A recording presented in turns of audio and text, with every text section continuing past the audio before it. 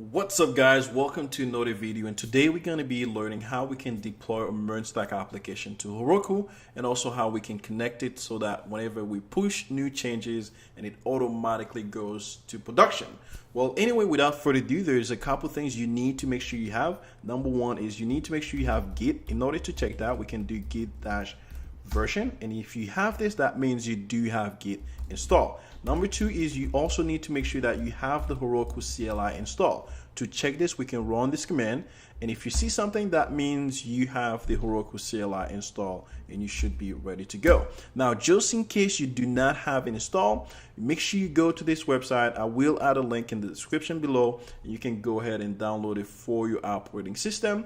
This is for Git, and in case you want to have the Heroku CLI, make sure you go to this website and download this Heroku CLI again for your operating system. Once you have successfully have these two tools installed, one thing you need to do is make sure that you do have an Heroku account. To do that, we can head over, go to the website, and as you guys can see, follow the instruction. If you do not have an account, I do have an account. It took me straight to my account. Once you do have an account, there's one last thing that you need to do is you need to make sure that you need to log in inside your terminal with Heroku account that you have, and you can press any key, and once you do that, it will take you to the website where you can actually log in with your Heroku credential. And once you have successfully clicked login, it should automatically log you in with your account. Once you have successfully completed the step, navigate to wherever you have your MERN stack folder. The one I have right now, it's something very basic. I have a server.js, and I have also a folder called client, and this is where my React application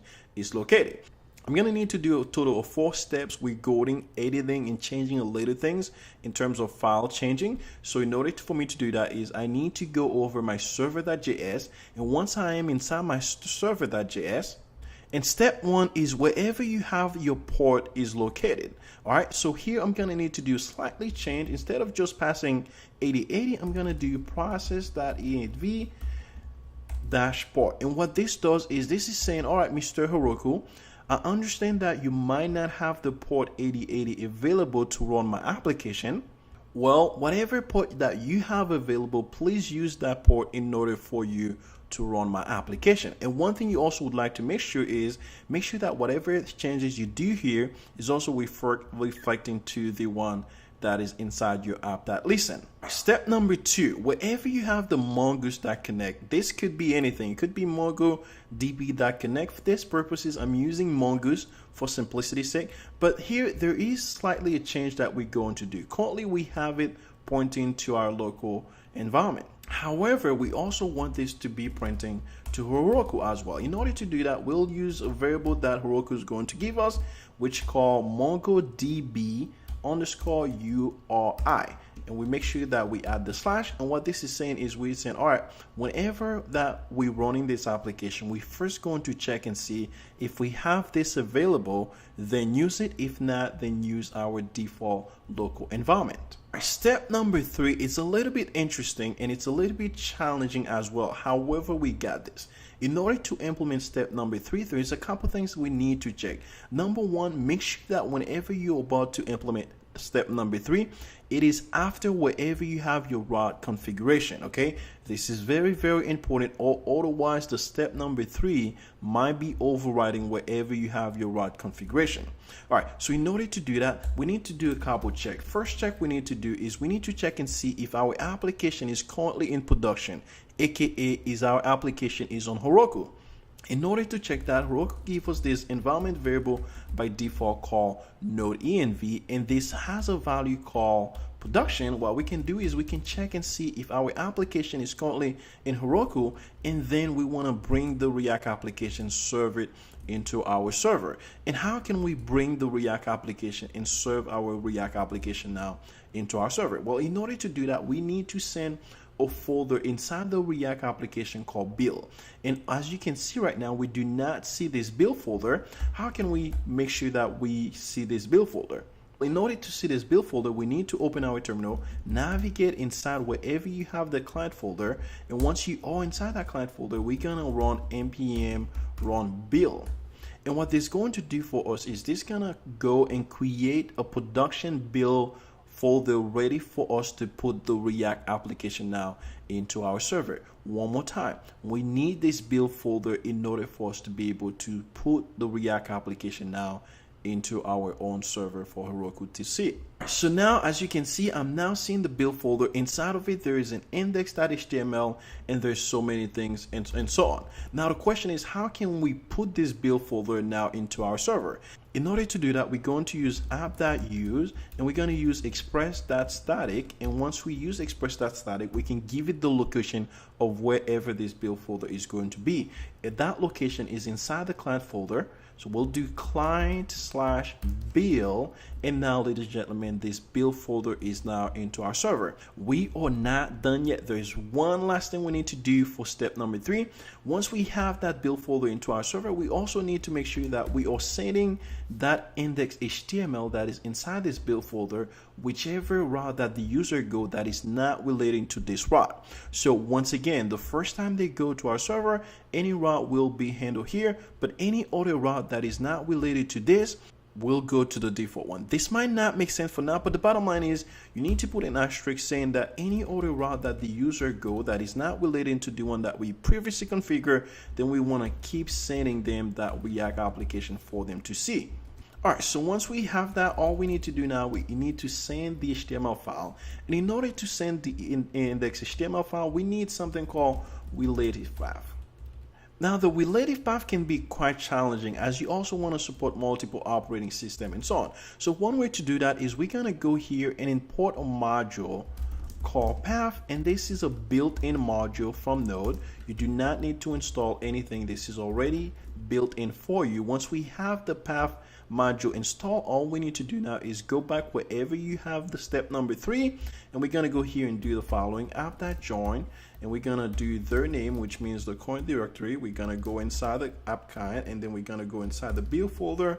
And once inside the build folder, we're going to go and put the index.html. So this is going to combine all this path and make it a relative path for us. And now, once again, whenever our application is in Heroku, we're going to go ahead and serve the build folder that was created for us.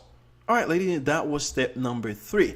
The last step, which is step number 4, it is going to be something that we do inside the packet.json. So wherever you have your packet.json, open it, and right after that, we're going to use something called Heroku-post build. And what this does for you is that means whenever Heroku is building your application, whenever it finishes building your application, what do you want to happen?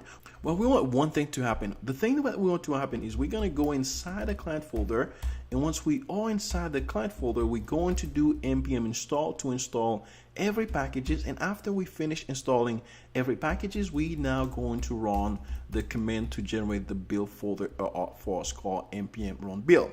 Once again, we navigate inside the folder, and then we do npm install, and now we do npm run build. And this is what Heroku is going to do for us. All right, ladies and gentlemen, we are now done with the 4th step that we need in order to get our folder, everything ready to be deployed to Heroku. All right, let's go over it one more time before we go to anything.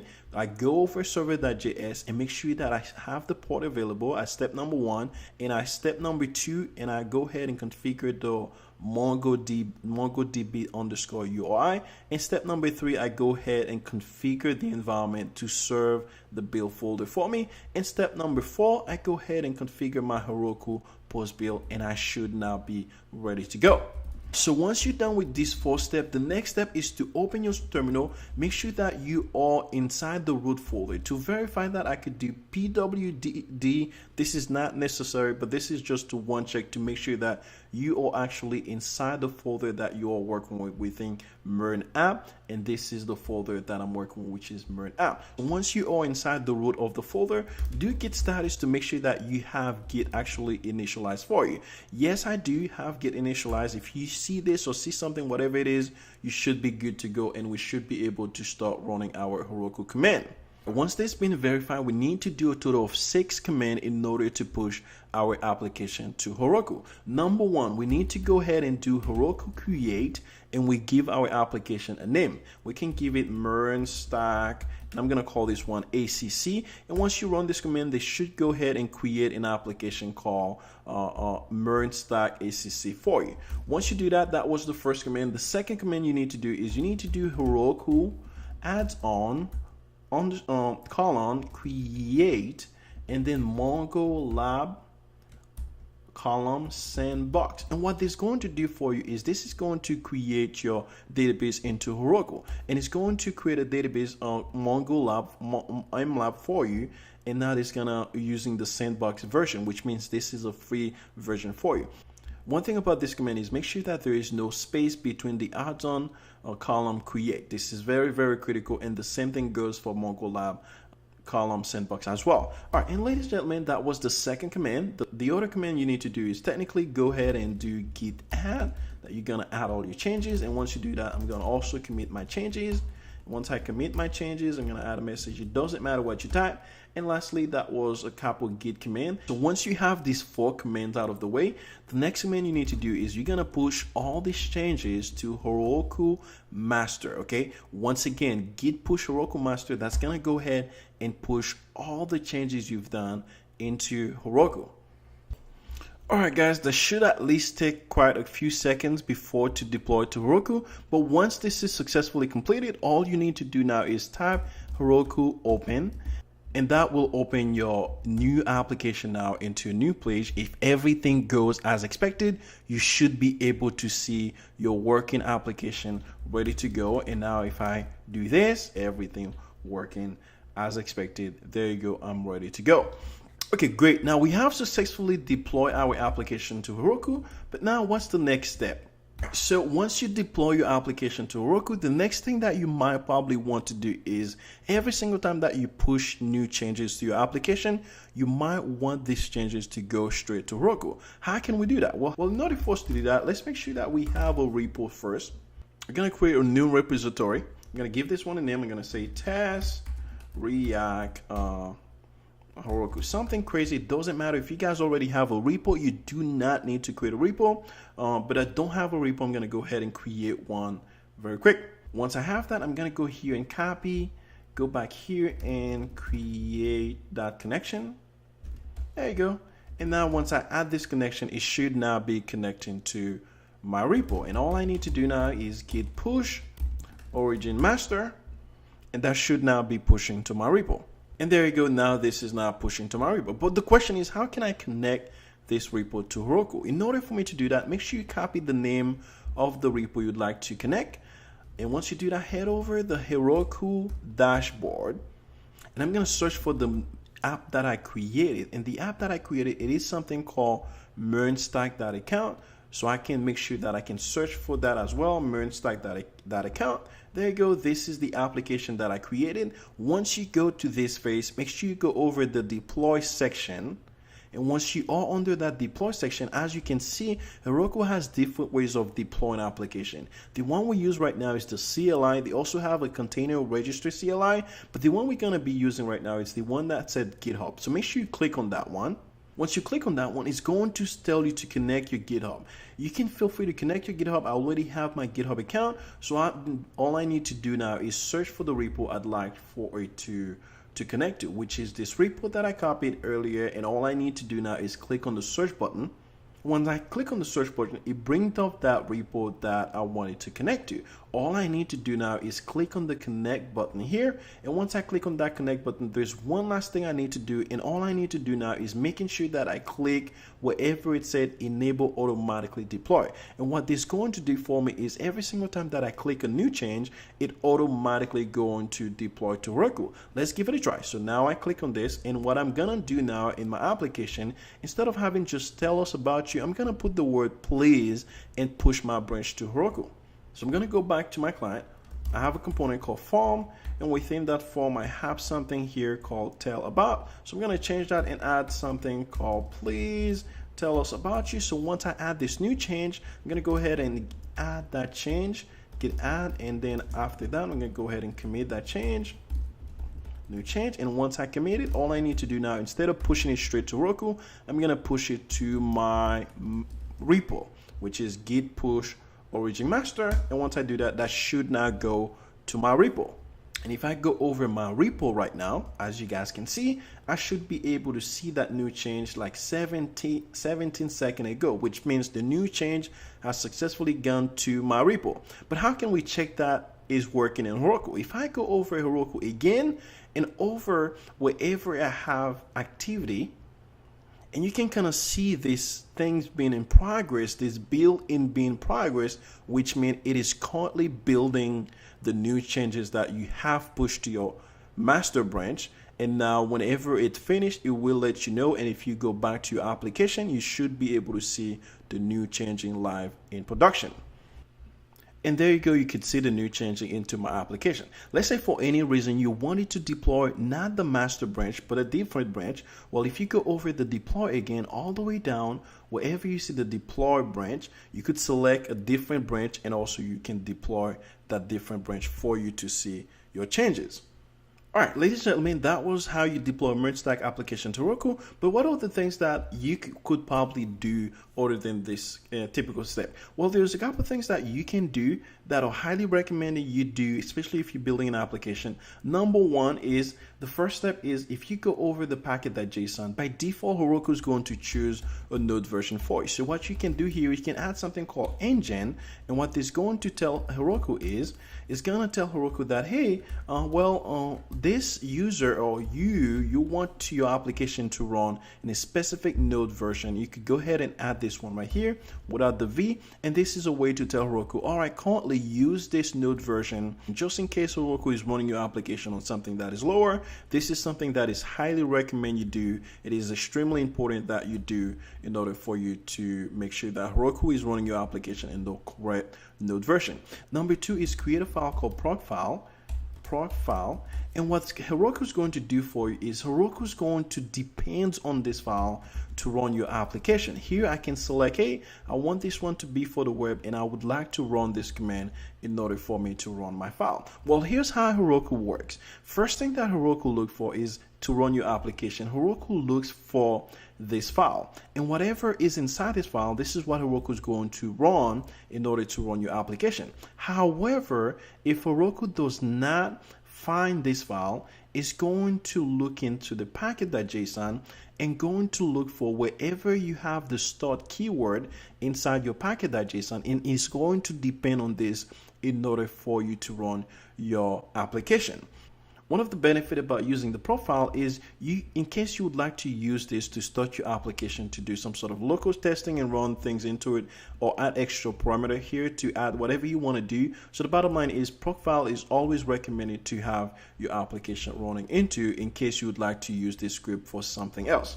But one of the things we can do is we can tell Heroku to only install the packages that is inside the dependency, and how we can do that is by setting an environment variable called npm config production to true. And here's how we do that. We can do Heroku config bracket column set, and then the environment variable called npm underscore config production is equal to true. And we can also set the yarn production to also equal to true. And what this is going to tell Heroku is it's going to only install packages that are inside the dependency and not packages that are inside the dev dependency. This is a quick way to tell Heroku to not bother to install things that are inside the dev dependency. All right, guys, these were the tips I had for you. There's a couple of things that you might need as a developer that is very, very critical in order to use Heroku as you're going to be deploy your application into there. Now, let's say for any reason something happened, like your application breaks or it's not loading or whatever it is. How can we debug this application? Well, here's one thing that we can do. If we head over our terminal and if we run Heroku logs, that's going to give us logs on how our application is running. And there you go. You could see that our application server is started, and here's the port that Heroku is currently using, and so on. One other thing that you can also do is type the word Heroku, run bash, and what this is going to do for you is this is going to allow you to access your entire folder structure inside Heroku, and you can kind of see what is the folder or what are the files that Heroku has available for you. So once I run this command, I should now be connecting to the Heroku bash, and there you go, I'm connecting. And if I do ls, and you can kind of see all of my files that got pushed into Heroku, and if I do not want a specific file, I can go ahead and delete one and kind of even see the path where I'm at, and this is the folder that Heroku is running and is currently running my application into. And if I would like to exit, I just type the word exit and type it again, and that should technically take me out of this folder. So there you go, guys, and so many things on how you can deploy your application and how you can debug your application whenever you deploy it to Heroku.